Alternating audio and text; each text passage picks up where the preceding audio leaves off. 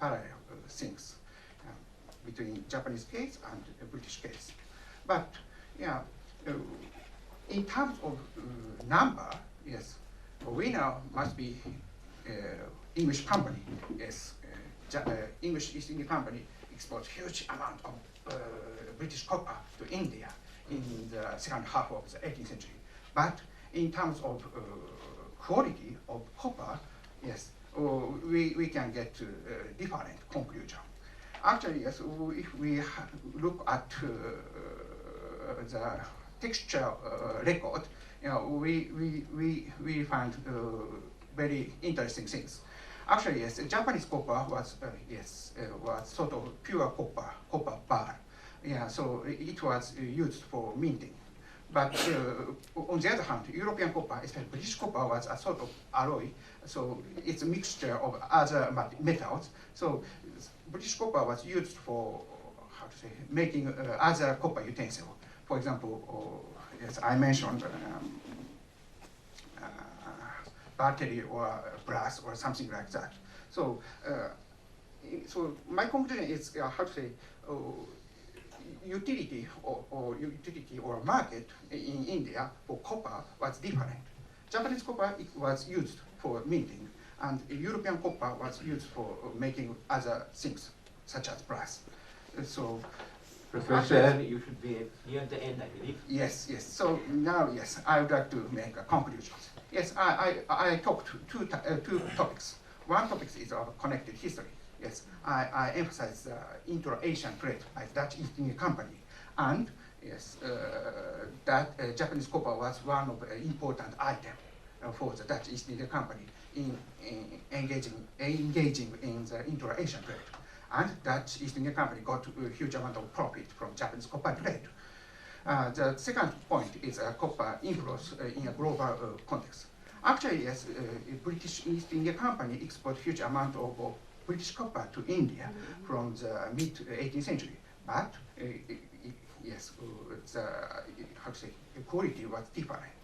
So, throughout the 18th century, Dutch East India Company continued to get a huge amount of profit from the Japanese copper trade from Japan to India. This is my conclusion. Thank you very much. We are still making copper. What do you mean? There was a third party which another researcher in Dutch archives would like to say was gaining, making profit at that time, much profit, but more profit than British East India Company. That is the French. I noticed a very interesting reference. The VOC writes to its authorities, sorry, the British East India Company people here write to the authorities that we are not selling our copper very much. We are trying to get Japanese copper is better appreciated. Now, do we have in all these references in Dutch archives references to the French as a possible competitor cutting into the market? That is one. The second question is, what was so significant in 1775 that you showed this figure shows a sudden boost which was never equaled in any other period? That on the screen again, please. Which one? It shows the Copper flows. Copper flows. 1775. 1775. Is it? Next. Next, this one. 1775. Oh, yes. Yeah. This is Japan. One This one. Then in any other year. Why? Red one. What was happening here? Red one. Yes, in the company. What was so particularly significant? As a student of Indian history, I would like to know what was so very significant that in 1775 you show a sudden shooting up, not matched in any other year. What was particularly significant in 1775? Oh, which one? EIC, copper outflows. What was so very significant in 1775? You can see how it is shooting up much above the rest. Well, I mean, Because we're going yes, up. Yeah. yes, Yes, why? then, yeah. Why? Why in this particular Yeah. area, huge amount of copper was sold to India behind it. Yeah. The red mark. Yeah, because India has a huge. Earlier there was a huge demand. Yes, what was happening in that year? I don't know. The Mysore war was on. I can recall one thing. The Mysore war was on. East India Company had trouble with the Marathas. The first Arsenal, Anglo-Persian war starts in 1775. That is what I was saying. Any connection between the two? Yeah. Interesting point is Japanese copper in India. Yeah, because there are huge amount of British copper inflow into Indian market. So usually yes, that Japanese copper price should have a decline. Yeah, in the late 19th century. This not 75. It is not exactly 82, 82. It should be Yes. somewhere around 82. 85, 90. But no, what I was saying is that there was no sudden expansion of British territorial dominions in 1775 that you would require much more money. And you require more money after, less money after Plassey. You are dealing with in India, on Indian. Yeah, actually, that's going to be my question. Actually, see, on the one hand, after the Battle of Plassey and the execution of the Diwali rights, Yes. the bullion imports from England seem to have declined. No. You are But on the right. contrary, Yeah. your account shows the other way. I was wondering what could be the reason, and what were the products that were exported from India to Europe, from India to England? Why did they bring so much silver to India? What to buy what? To buy what? Copper. Sorry, copper. To buy what? Not textiles, perhaps. Textile. Textiles, maybe? But you after the Plassey throughout the second half of the 18th century, Yes. Dutch East India Company still continued to import silver Yes. to India. Yeah. The import of silver was in fact suspended for a while between about 1750 and 1784. Oh, I see. And Yeah. That is it. And Yeah, after 74, it's resumed again and in a considerably increased amount. Yeah. So it's not that the British are no longer importing Yeah. silver because they Yeah, really that have is what Yeah, Rajat you're Datta right. has also shown, that from 1784 till around 1790 there's increase in import of bullion into India. And in 1775, apart from the war with the Marathas, we also see that there's a kind of a trade treaty with Awadh. It's possible that there's expansion of trade at that time, and that is why more copper is being imported, with the expansion of trade as such in India.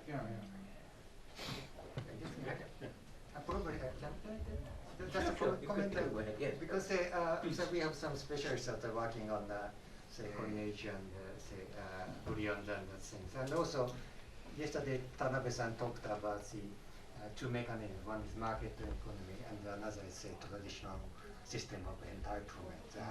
I don't agree with him actually, but still say this type of emergence of market economy and the monetization and the consumption of say three types of coins. One is gold, silver, and copper. Copper is especially for the people. Okay, for the people. Usually, say if the textile is traded either by Fanam, if it is South India, Fanam or Pagoda Fanam, and so in this way, so we probably ICHR can plan some meeting this year, end of this year, say, discussing about late 18th century, what happened actually. Oh yeah. You would kindly play host in that case. Quite possible. I can host it in Japan also. Yeah. Oh yes. So there's one more question. From that side. Oh, one more question? That's fine. Any question? That's There are a number of Bengali faces, including myself, in the auditorium. I'd like to thank you for the ICHR and as well as JSPS for giving me this opportunity. And it's a great honor for me to give my paper in front of such prominent scholars. I'm very nervous. So, yeah. And actually, before presenting my paper, I'd like to talk a bit about the fourth International Congress on Bengal Studies, which was held in Tokyo, which is amazing. Like the first one is held in Delhi here, and the second one in Dhaka, and the third one is Kolkata, and the fourth one is in Tokyo actually. And then I felt that I was a member of the organizing committee there, and it was amazing. We expected hundreds participants from India and Bangladesh, but actually more than 250 people came to attend the Congress. It's not only history, but it was a linguistic-based Congress usually, but now it's including history, development studies, and any topic relating to Bengal. And I felt that how close our academic relationships and long-standing like mutual trust, and so this symposium is another one like that. I feel so.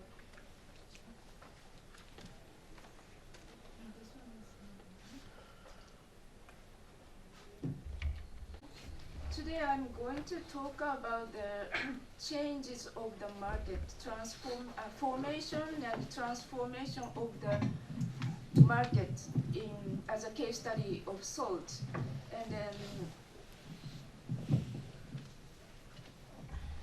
say from 70, 80 up to 1850s. So in terms of the salt market, it's from the companies, East India companies' monopoly to free trade. So the British East India Company monopolized the production of salt in eastern India, Bengal and Bihar, in 1772. 1772, and hence salt revenues, as you know, played a significant role in financing the company's territorial expansion and rule in India as the second largest revenue sources. The monopoly, through a major institutional change in 1836, lasted until 1863, when it was finally abolished in eastern India. By that time, Bengals of salt in late colonial India, every change in the production, trade, and consumption of salt during the colonial period has been explained in the context of colonial rule and expanding global trade centered in Britain. These views tend to frame the company and British capital as the prime forces behind the transformation of the indigenous economy. However, as my paper here today shows, the indigenous economy was not isolated from the global change in the salt trade, and was itself in fact was an active agent of this change, and made it even difficult for the company to maintain salt revenues. In terms of market economy, the influx of Liverpool salt has been seen as the victory of modern market economy, in other words, free trade, laissez-faire, and so on. So which got rid of early modern mercantilist, the company's monopoly market, kind of market economy. So without looking at how the market in Eastern India actually changed. So this paper explores how the indigenous economy changed during the company's rule by paying attention to the transformation of the salt market. Actually, a combination of factors. The previous studies emphasized too much on where salt was produced, say like Bengal, Coromandel, and Cheshire. But I'd like to stress more on how salt was produced and how the people in Eastern India preferred what kind of salt. Actually, there was no anonymous salt in the market. So I'd like to focus this aspect today. Actually, there are a combination of factors to explain the transformation of the market. I've been working on the activities of salt merchant families or environment causes and of course the company's policies and the connection to other regions, especially in South India, Coromandel coast. But today I focus on that aspect, taste and consumer preference. I don't have much time to talk about the pre-British period market of salt. Yeah, there are many varieties of salt in the market. Then the company came. So after the company established the salt monopoly in 1772, the salt market transformed substantially. In 1780, the company started to take direct control of production and banned private production of sea salt and other saline substances like byproducts of saltpeter or whatever. And the production sites were confined to the district along the Bay of Bengal from Midnapore district to Chittagong. The private import of salt, which had been extensive in the pre-British period, was banned by land and sea. Bengal's sea salt became the sole variety of salt that was allowed to be consumed in the company's monopoly area of Bengal and Bihar, later Assam. The company successfully established a stable system of monopoly characterized the high price of salt through a series of reforms in production and marketing during the 1780s. Salt then became the second largest revenue source for the company, playing a crucial role in consolidating its rule. High salt prices were maintained by the company's strict control of its supply and the sale by public auction. That was why the private production and importing of salt were banned. Since an increase in the circulation of cheaper kinds of salt would lower prices in the monopoly area. So the company's initial policy on raising salt revenues was totally dependent on the high price of Bengal sea salt produced exclusively by the company. So actually, Bengal salt was a boiled variety, different from the salt produced in other parts of India. I'll talk about the difference later. So, as said, the company's primary policies were to isolate the Eastern Indian market from the wider salt market by prohibiting private imports, and this strategy worked to restrain competition among salt variety. This gave many the impression that the company was an obstacle to trade. However, the company itself became a giant importer of foreign salt, especially Coromandel and Orissa salt, in order to maintain salt revenues. I won't go into details why these varieties were important for the company. I need another one hour to talk about. So, but the point is that there were at least two varieties of salt was consumed in Eastern India under the company's monopoly. One is Bengal salt, which was boiled variety in Bengal known as panga, which was different from solar evaporated salt. The Bengal method followed a boiling process because Bengal's extreme humidity made it difficult to crystallize brine by solar power alone, and the readily available fuel materials made boiled salt production possible there. Fuel materials of low calorific value, such as grass and paddy straw, were generally used to boil grain. I'll show you the picture. This is the top one is a salt maker who is making salt.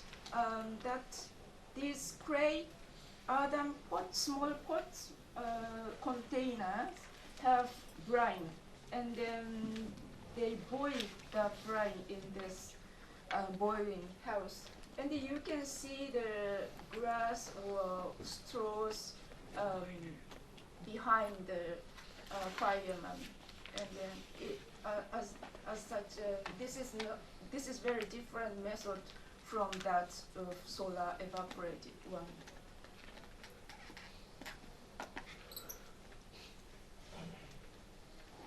So, and it was not common to use wood of higher calorific value, because by boiling brine for longer hours in small earthenware pots at low temperatures, finer and whiter salt was produced. Bengal salt was popular among consumers in Bengal and thus fetched higher prices in the region's market. Thus, the company's revenues became heavily dependent on the sale of this variety of salt. In other words, the company integrated this preference into the monopoly system. The Coromandel salt was a solar evaporated variety and popular in Bengal because